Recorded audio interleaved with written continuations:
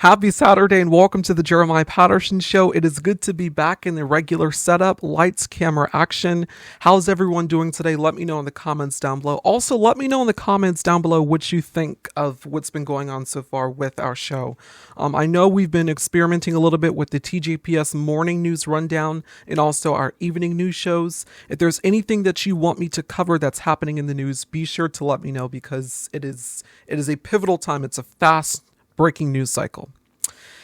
And because of that, I want to explain something that happened yesterday, but you have to explain it with historical context in order to understand truly the how huge of a moment this is.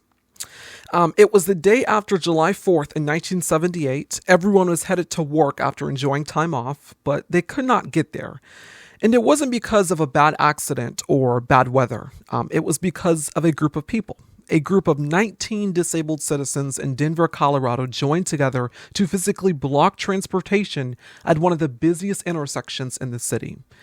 They were protesting the open discrimination against the disabled community at the time, the reprehensible fact that they could not ride the buses either because there was no accommodations or people just straight up said no, making it impossible for them to commute.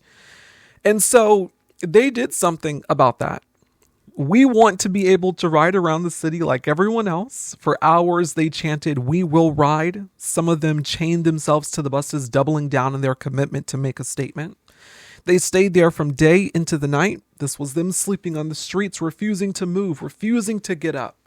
It lasted for 2 days, July 5th and July 6th. This was the headline at the Denver Post, reading in a relieved sense here, quote, "Having made public aware, disabled end bus barricade." You know the famous saying, taxation without representation? Well, this was their saying, taxation without transportation. You're taxing us for something that we don't even get to use. We're paying for it, so we are entitled to use this. And if not, it's wrong, and it's also a violation of our civil rights. So they remain persistent in this act. Because ultimately, this was successful, and the city of Denver added wheelchair lifts to 213 buses, but they were not done fighting yet. Because while they secured a victory for them in Denver, Colorado, this needed to be done all over the nation. This needed to go national. This needed to help out disabled citizens everywhere.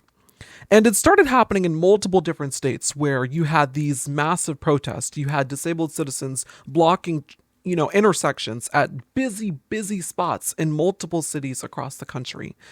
And it picked up more and more attraction. And ultimately, they made it to the Democratic National Convention in San Francisco in 1984. This city is pretty blasé about demonstrations, but when 50 militant disabled people took to the street in their wheelchairs, demanding their rights and sometimes disrupting traffic, it caught people by surprise. Disabled and able to vote. They feel they've been isolated from society for too long. They want more opportunity for education and jobs. We're hoping to accomplish access to the political system so that our needs can be dealt with and met. There are a lot of disabled people, about 36 million in this country, and they have a champion here for their cause. We have come here to this convention to insist that we have a lot to contribute to America. If only America will give us the chance to make that contribution. 11 years ago, he lost a leg to cancer. Yesterday, his father, who speaks tonight, was on hand in the hall to hear his son, Ted Kennedy Jr. Franklin Delano Roosevelt was a great president, not a great handicapped president. That was reporting from NBC Nightly News in 1984 at the Democratic National Convention, disabled citizens rallying together to make their voices heard. By 1990, they were practically begging, screaming at this point for things to change, for something actually to be done that was more vociferous, that was more inclusive of all disabled citizens across the country. And so there were these powerful scenes known today as the Capitol Crawl. This is at the United States Capitol, protesters with disabilities abandoning their wheelchairs and crawling up the steps of the U.S. Capitol to demand that more be done to help them integrate into society effectively.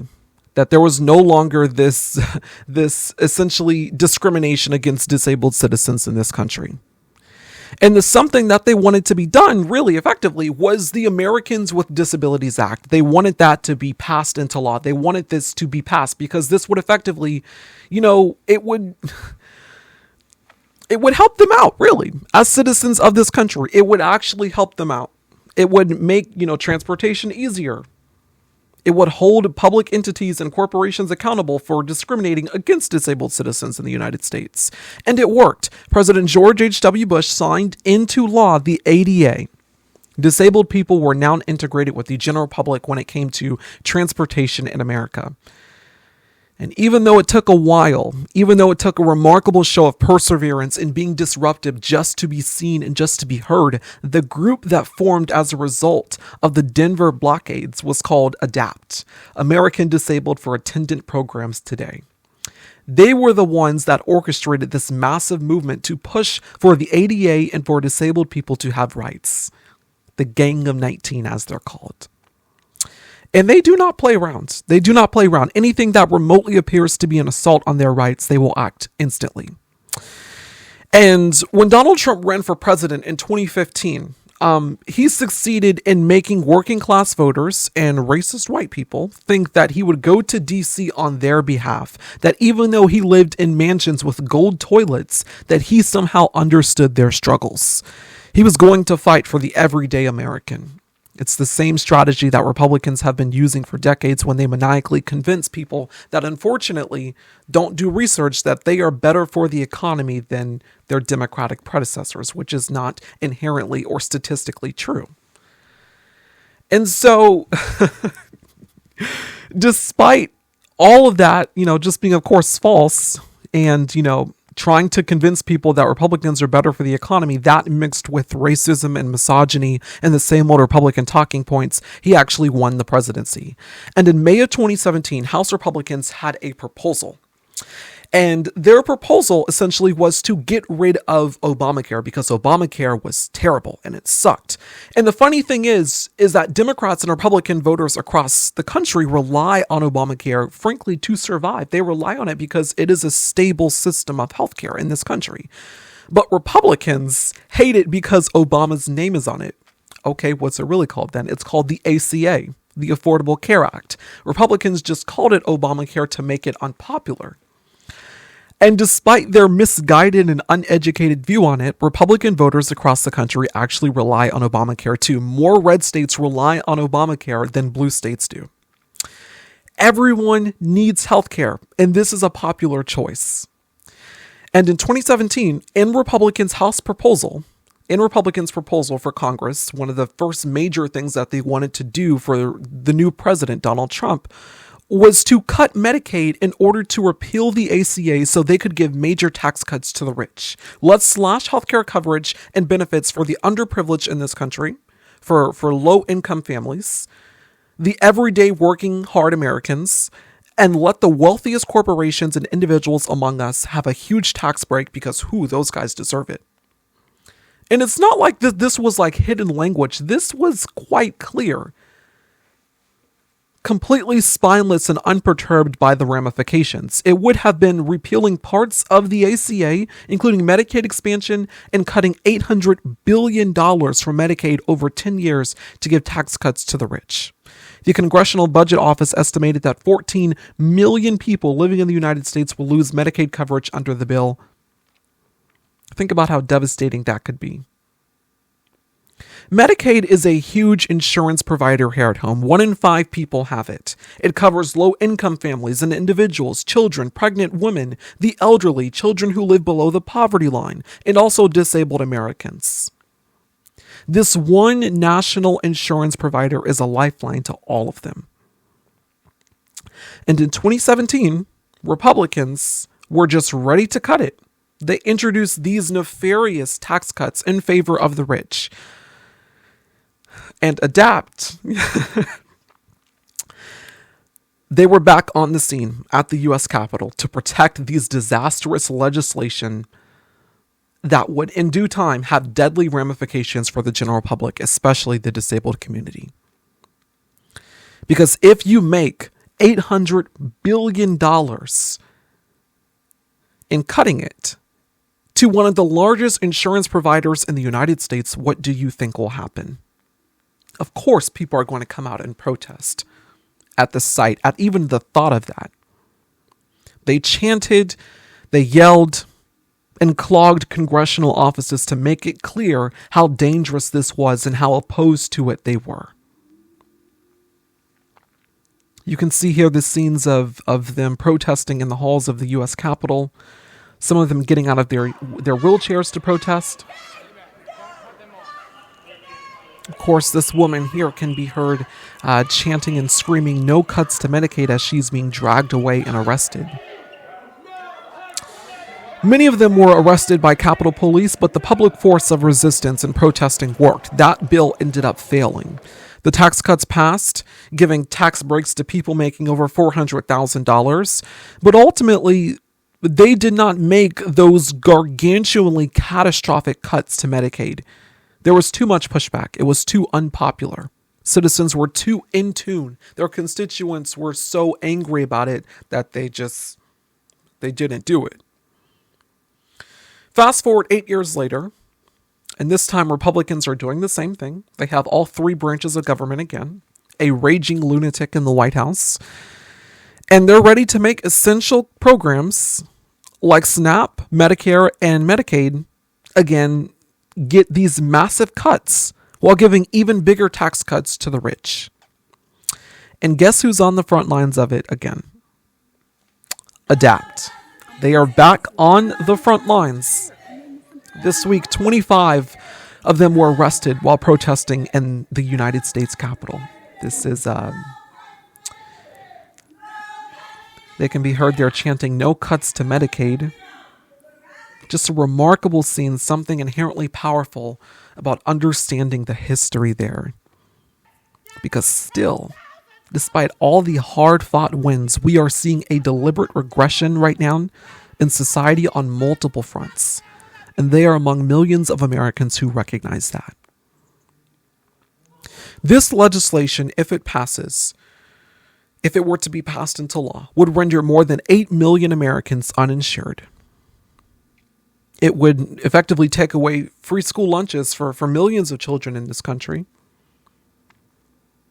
It would just be absolutely devastating. I did a video a couple months ago, back in February, explaining this in depth about exactly what the plans are here, because they are really trying to give tax cuts to the wealthiest corporations and the wealthiest individuals among us, while hurting low-income families that they promised and that they campaigned on to protect. That's not actually their goal here. They're going to give tax cuts to the rich. That's their goal. Even if that looks like cutting lifeline, necessary, essential programs like Medicaid, Medicare, and SNAP to do it. Yesterday, this bill died in committee. It did not advance to the House floor for an official vote. It died in the House Budget Committee. And while some people may see that as a win, I also kind of did initially in the reporting until, of course, we got news from Congresswoman Jasmine Crockett that this is not exactly a win. The 5 Republicans that voted against this not because, they had some feeling in their hearts, after being vituperative human beings. It's not because of that. They voted against this for a sinister reason. They said that the cuts to programs like Medicaid weren't enough. They wanted deeper cuts. I kid you not, this is real. This is Republican Congressman of Texas, Roy Chipp, saying this, quote, "The bill fails profoundly short," end quote. So, once again, he's saying the bill fails, it falls profoundly short here to cut programs like Medicaid and Medicare and SNAP. So just so we're all clear about this, the talks that you've been hearing from people in, mainstream media who've been saying, oh, some Republicans have a conscience and some Republicans have a moral fiber bone and somehow they're going to vote with Democrats on this because they don't want to risk, their constituents. Are we talking about the same Republicans here? I mean, understanding the history of this is understanding that what happened in 2017 was the Republican Party under the first Trump administration under year 1 of Donald Trump. This is 8 years later, as Donald Trump has literally taken hold of the Republican Party. And this is no longer really the Republican Party. It's really the MAGA party, the MAGA elites that control the party. So what's happening here is Republicans don't care about their constituents. Protest and resistance is not going to work for them. But what's happening here is MAGA, members like Roy Chip saying, hey, Chip Roy saying, hey, these cuts to Medicaid and Medicare aren't enough. I think billionaires deserve some more. According to accountable.us, doing cuts to Medicare and Medicaid and SNAP is not just going to be great for the billionaires. It's also going to be great for specific members of Congress like Roy Chip, who's going to benefit from this. Excuse me, I keep calling him Roy Chip. It's Chip Roy, who's going to benefit from this while also deeply, deeply hurting his constituents. But of course, they don't want you to see that. They don't want you to know that. And if in fact you kind of do find out, they're going to deceive you that you're not actually looking at what you're looking at. That's the goal here. This bill is so disastrous. It is so politically insane. But we should be clear about this. It is still going to pass. It is still going to pass. Yes, the bill died in the House Budget Committee, but they're just going to make deeper cuts, and then it's going to go up for another vote, which will inevitably pass the House Budget Committee. And then it's going to go to the floor of the House to be voted on. And then this is going to go to the Senate. Senate's going to do what they do to it. Then it's going to come back to the House maybe. And if not, it's just going to pass the Senate. And then it is going to be signed into law by Donald Trump. That is the goal here. They're going to pass this bill. They are telling you what they're going to do here. They're going to pass this bill making cuts to Medicaid and to Medicare and SNAP benefits while giving tax cuts to the wealthiest among us. In 2017, when they did this, they slashed the corporate tax rate from 35% to 21%. Low-income families virtually saw nothing as a result of tax cuts from this. When Donald Trump said, I'm going to give you all tax cuts, he was talking about his billionaire friends. As he said during the election, when he gathered in a room with wealthy donors, he was talking about his billionaire friends. Because you're all people that have a lot of money. I know 20 of you and you're rich as hell. We're going to give you tax cuts. We're going to pay off our debt. We're going to do all of the things that we... But being that this bill is so dangerous in and of itself, with cuts to Medicare and to Medicaid, there's also something that's even more dangerous in this bill that I'm not sure it's being covered in the mainstream press, but it really should be. And I was doing research for the show, and I was shocked. And I don't typically get shocked because everything that's literally happening was written in Project 2025. Republicans said that they were going to do this. Trump said that he was going to do this. They were brazen and overt about the fact that they were going to do all of this. But I guess I was surprised because the fact that they snuck this specific legislation into this bill. Slate magazine picked it up on this instantly. And basically what this is Republicans putting something called a nonprofit killer clause into this legislation. And Trump already acting like an authoritarian leader, this will just give him more power, because what this nonprofit killer clause would do is allow him as president to strip the tax exempt status of any nonprofit corporation or organization or group that he sees or deems as a terroristic supporting organization. And under this clause, the Treasury Secretary could deem any non-governmental organization to be terrorist supporting. And if the group cannot prove otherwise in 90 days, they get their tax exempt status revoked and could ultimately be shut down. Now, this has happened before in other countries where the leader is authoritarian. And just think about how much power that gives the president of the United States. For Donald Trump to already be going after news organizations like PBS and CBS and threatening to go after others with threats against independent journalists right now and independent entities that report the news without fear, favor, or corporate interference because the truth matters and journalism matters. Think about what that would mean for a second. In other countries, when they have done something like this, a nonprofit killer clause, when that type of legislation has been introduced and passed, what that does is that gives the leader more power over the way that civilian population can perceive what that leader is doing. That's what happens here. I don't like the Associated Press, so we're going to use the nonprofit killer clause to shut down the Associated Press. No more bad reporting on the Trump administration. I don't like CBS. I know we revoked federal funding, but let's use that to effectively shut down PBS.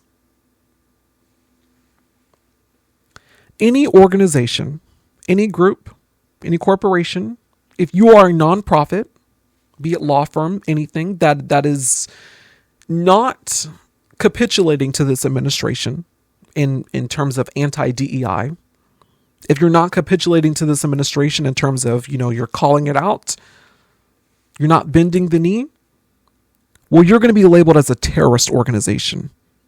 You're going to be labeled as something that you cannot get out of because the government says you are it.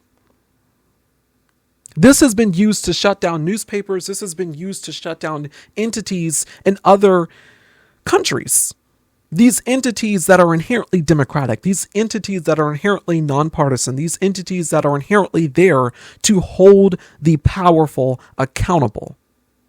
This type of legislation, this type of law, this type of power invested in the president or the dear leader, it's so authoritarian that it literally strips democratic institutions part by part. Because if the president of the United States can just declare anything a terrorist organization, you think about what that does, right? Because then all the resources of the federal government are at hand to do something about said terrorist organization. Let's send in the FBI to arrest journalists. Let's send in the FBI to go shut down CBS, to gather up political dissidents who are political commentators or who work at law firms. That's what they're trying to do here. That's what they have just crammed into this legislation. And it's not being talked about in the mainstream press a lot. I know we're looking at the cuts to Medicare and to Medicaid, but there's always a bigger picture with these guys. There's always something that they're trying to overshadow, so you do not talk about the thing that they're trying to overshadow. There's always something that they sneak in here. The goal is to flood the news cycle. The goal is to make it impossible to keep up with small things that are as detrimental, that are as dangerous as this. But be careful here, because they are trying to do this. If this bill passes in the Budget Committee, if this bill passes the House, goes to the Senate, passes the Senate, and becomes law, we are going to see an unprecedented assault on democratic institutions that are paramount to protecting the truth in this country, that are powerful in terms of protecting investigative journalism in this country. ProPublica, for instance, is a nonprofit. The Intercept, for instance, is a nonprofit. They do incredible investigative journalism in this country. Think about what that could mean if a Trump administration had a nonprofit killer clause passed into law that they could use to effectively shut down essential imperative organizations like ProPublica and The Intercept. It's abrasive, but it's legal. Done, aided, and abetted by Republicans. This bill is not just about budget or cuts to Medicare and to Medicaid and SNAP. It's also an authoritarian power grab. It's important to be clear-eyed about that. Goodness. And I know that is extremely dark. It is extremely piercing to hear, I will say. But there is growing resistance that is happening right now. There is growing resistance to this type of anti-democratic rhetoric and anti-democratic legislation that is being introduced. And we've got more on that coming up next. The Jeremiah Patterson Show is an independent news media platform. If you want to see more special reports like this, please consider becoming a paid subscriber to my Substack at tjpsnews. When you become a paid subscriber, you'll get immediate access to exclusive content, opinion pieces, the upcoming Resistance podcasts, and The More You Know, a series focused on diving deeper behind the headlines with historical context. One viewer who upgraded said, quote, "Your show is insightful, thought-provoking, and engaging. You shed light on key issues, inspire conversations, and tell impactful stories. Your passion and dedication shine through in every piece, keeping me informed and inspired," said Dr. Lisa. "I do this because it matters, because the investigative journalism is imperative, and most of all, I'm unabashed and unafraid to tell the truth." Upgrade now from free to paid for just $7.99 a month or $75 a year.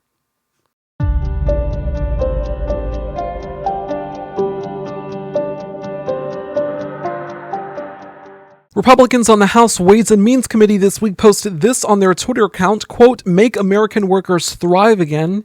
No, that is not what this bill actually does. The immediate impacts of this, according to the Centers on Budget and Policy Priorities, shows people making over $1 million would get more than $89,000 additional dollars in terms of their income.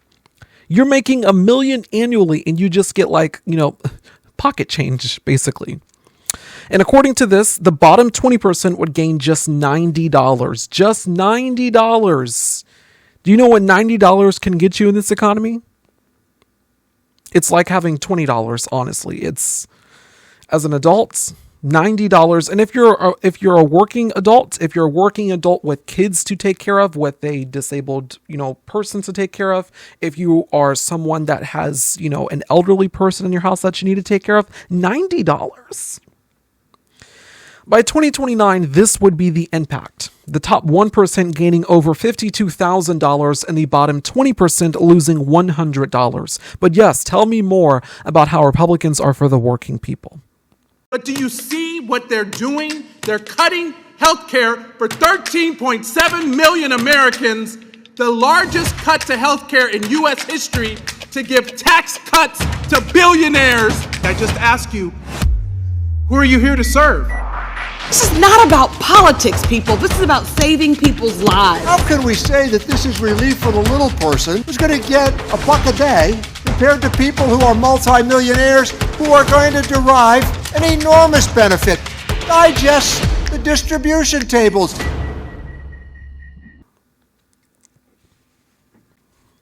That was a video released this week from the Democrats in the House Ways and Means Committee, really pushing back against this disastrous legislation. But it hasn't just been what's been happening at Capitol Hill. It's also been the collective resistance as to what is happening here, as this is so disastrous, as this is so catastrophic, and it's going to have devastating impacts across the map. I mean, it's not just going to be cuts to these programs, it's going to be layoffs as a result of cuts to these programs, and people that will die as a result of this. Watch. Well, the fight to protect Medicaid is heating up as healthcare workers across the country are speaking out against a proposed federal bill that would cut hundreds of billions of dollars from the federally funded healthcare program. That legislation also includes new stricter eligibility checks and new limits on federal funding to states. NBC Bay Area's Relina Jones is in Oakland, where opponents gathered today to demand that proposal be stopped. Thousands of healthcare workers are protesting today at hospitals throughout the state, including right here in Oakland at Highland Hospital. They're concerned that proposed cuts to Medicaid could mean hospital closures and severe impacts to patients. Hands off Medicaid. That's the rallying cry of healthcare workers, patients, and Democratic lawmakers, hoping a Republican proposed $715 billion cut from the critical healthcare service does not move forward. So the potential impacts will be that we will have layoffs, we will have cuts, we will have potential closures of clinics and services for the community, which are completely underserved anyway at this time. People will die earlier, no doubt about it. And the inequities in our healthcare system, the differences between the rich and the poor will only get wider. Roughly 40% of Californians rely on Medicaid, and many patients say it's their lifeline, covering things like medicine, wheelchairs, and costly surgery. It's not just about losing a program. It's about losing the very resources that allow us to live. to survive. Jessica Orantes works at Highland Hospital and says 90% of her patients rely on Medicaid. Our community is just going to keep getting sicker and sicker, and it feels terrible seeing them come in, and they need the help, and we want to help them, but there's only enough we can do. Republicans claim the cuts are about removing waste and are necessary to prevent a significant tax increase, but they come with a human cost as well. The nonpartisan Congressional Budget Office projects the legislation would leave an estimated 8.6 million people without health care. It is wrong. It is harmful. There are lives at stake. People will lose access to health care. They'll lose quality of health care. Prices will go up. Health and life will be put at risk. 15 million Californians on Medi-Cal. Attorney General Rob Bonta and Oakland Mayor-elect Barbara Lee are among those promising to fight back against proposed cuts. We're going to be the lead city in saying hands off of Medicaid. We care about people here. We care about their life. We care about their health care. In Oakland, Felina Jones, NBC Bay Area News. We will keep you updated on this story as more develops and as this is just, ratcheting up to be a bigger fight for Republicans as they're trying to get this done, as they're trying to make even more cuts to Medicaid and to Medicare and SNAP. I want to show you just this last map here. If you take a look at this, look how many cuts they're planning to make to SNAP and to essential programs. And look what that would give to the rich in this country. Yeah, they're not being subtle about this. They are planning to do this, and we will see what happens. Please be sure to comment any suggestions, questions, or your thoughts on this video. If you are a fan of the Jeremiah Patterson Show, please recommend it to your family and friends. You can also support us by donating financially to the Jeremiah Patterson Show, as this is independent journalism, and we do rely on your donations to continue this crucial work. Another way you can support my work is by becoming a paid subscriber to my Substack at tjpsnews for just $7.99 a month or $75 a year. I will see you on tomorrow, which I don't work on Sundays, but, this has been a bit of a crazy news week, so I'll see you tomorrow. I was supposed to release another video today about Trump's authoritarian attacks, but I'm going to spend some more time doing some research for that and getting that published and not getting anyone's expectations up about me publishing at a certain time. So that video is going to come out tomorrow to give me some time to relax, to rejuvenate, and also to just be human, because I know my limits as I've been doing this for nearly 7 years. So I will see you tomorrow. Be sure to follow me on Blue Sky and Substack at TJPS News. If you have any questions, news topic requests, or want to do a collaboration, you can email me tjpsnews@gmail.com. Please share this video. See you soon.